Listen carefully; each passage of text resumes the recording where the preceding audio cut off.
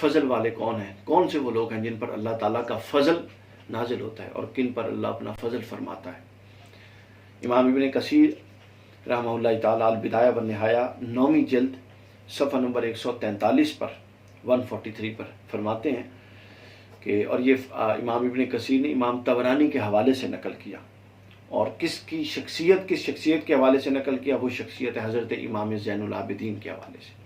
یعنی اس بات سے پہلی بات امام ابن کثیر نے یہ واضح کر دی کہ اللہ کے نزدیک جو اہل فضل ہیں، جن پر اللہ کا فضل خاص ہے، وہ اہل بیت اطہار ہیں، اور انہی میں سے امام زین العابدین امام علی بن حسین بن علی علیہ السلام آپ شامل ہیں۔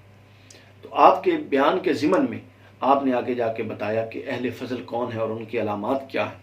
یعنی 3 علامات ابن کثیر نے بیان فرمائی کہ وہ 3 علامات اگر ہم اپنی زندگیوں میں پیدا کر لیں تو ہم بھی اللہ کی نظر میں وہ فضل اللہ کا ہم بھی حاصل کر سکتے ہیں جو ان بڑے لوگوں پر ہوا، اور ان 3 چیزوں کو اپنی شخصیت کا حصہ بنا کے ہم بھی اہل فضل میں سے ہو سکتے ہیں۔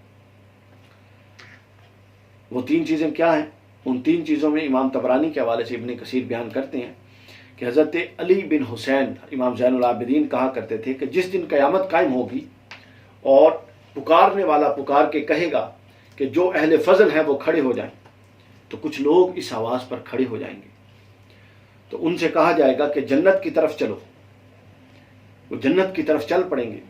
راستے میں ان سے کچھ فرشتے پوچھیں گے کہ تم کہاں جا رہے ہو؟ وہ کہیں گے کہ ہم تو جنت کی طرف جا رہے ہیں۔ تو فرشتے کہیں گے کہ کیسی بات ہے، نہ حساب و کتاب ہوا، نہ تم لوگوں نے حساب و کتاب دیا، جنت کی طرف کیسے جا رہے ہو؟ تو وہ جواب دیں گے کہ ہاں ہم جنت کی طرف جا رہے ہیں بغیر حساب و کتاب کے۔ تو وہ لوگ پوچھیں گے کہ اچھا یہ تو بتاؤ کہ تم ہو کون؟ وہ جواب دیں گے کہ ہم اہل فضل ہیں، ہم فضل والوں میں سے ہیں۔ تو وہ کہیں گے کہ اچھا تم ہمیں یہ بتاؤ کہ تم کیا کرتے تھے کہ جس کی وجہ سے تم اہل فضل میں سے ہو گئے، کون سے کام کرتے تھے؟ تو انہوں نے ناظرین 3 کام بتائے جو اہل جنت میں جا رہے تھے۔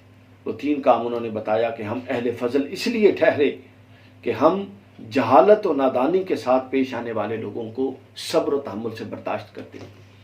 یعنی جو ہمارے ساتھ جہالت اور نادانی سے پیش آتا، ہم اس کے ساتھ جہالت اور نادانی سے پیش نہیں آتے تھے، درگزر کرتے تھے۔ یہ پہلا فضل۔ دوسری بات فرمائی کہ جب ہم پر ظلم ہوا، ہم نے بدلے میں ظلم نہیں کیا، چاہے ہم طاقت بھی رکھتے ہوں، ہم نے اس پر صبر کیا۔ اور تیسری بات فرمائی کہ جب ہمارے ساتھ برائی کی گئی تو ہم نے معاف کر دیا۔ 3 کام جب انہوں نے ملائکہ کو بتائے تو ملائکہ نے کہا اچھا تم واقعی اہل فضل ہو، جاؤ جنتیں تمہارا منتظر ہیں، جنتیں تمہاری منتظر ہیں۔ تو اس پوری بات سے، اس واقعے سے ہمیں یہ سمجھنا ہے کہ ہم نے اپنی شخصیتیں کس نہج پر ڈالنی۔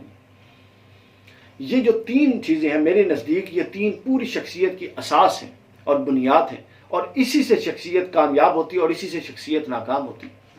دیکھیں اگر کوئی شخص یہ ملکہ اپنے اندر پیدا کر لے کہ جہالت اور جاہل جو ہمیں پوری زندگی اپنے رشتہ داروں میں، لوگوں میں، محلے میں، پوری دنیا میں مختلف لوگوں کے ساتھ جو ہمارے ساتھ جاہلانہ اور نادانی کے ساتھ پیش آتے ہیں، اگر ہم ان کے ساتھ بدلے میں اس طرح سے پیش نہ آئیں، یہ ایک بڑے صبر آزما مرحلہ ہے۔ یہی تو اصل شخصیت اور یہی تو اصل نفس کا تزکیہ ہے۔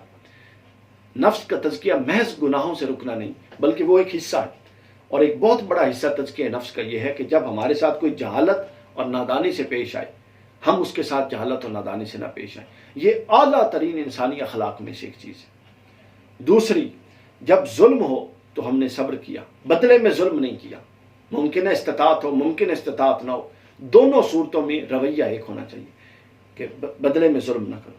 اور تیسرا، جب برائی کی گئی تو اس کا بدلہ برائی سے نہیں، معاف کر دیا، درگزر کر دیا۔ یہ انسانی خصلت، اعلیٰ ترین 3 انسانی خصلتیں جو اپنے اندر پیدا کر لے گا وہ اہل فضل ہوگا۔ اور حضور کی اہل بیت امام زین العابدین علیہ السلام، یہ وہ لوگ ہیں جو اہل فضل ہیں کہ جب ان کے ساتھ جہالت و نادانی میں کربلا اور اس کے بعد پیش آیا گیا، انہوں نے درگزر کیا۔ جب کربلا میں ان پر ظلم کی انتہا کر دی گئی، انہوں نے صبر کیا۔ اور جب ان کے ساتھ دمشق کے میدان، دمشق کے بازاروں میں اور دربار یزید میں زیادتی اور برائی کی گئی تو انہوں نے معاف کیا۔ تو پھر یہ اللہ کی بارگاہ میں اہل فضل ہوئے. تو ہمیں ان کی سنت پر چلنا ہے اور ہمیں یوں اہل فضل ہونا ہے. اللہ تعالیٰ سے دعا ہے کہ ہمیں قیامت کے دن اور دنیا میں اپنے ان لوگوں میں شامل فرمائے جن پر وہ فضل فرماتا ہے.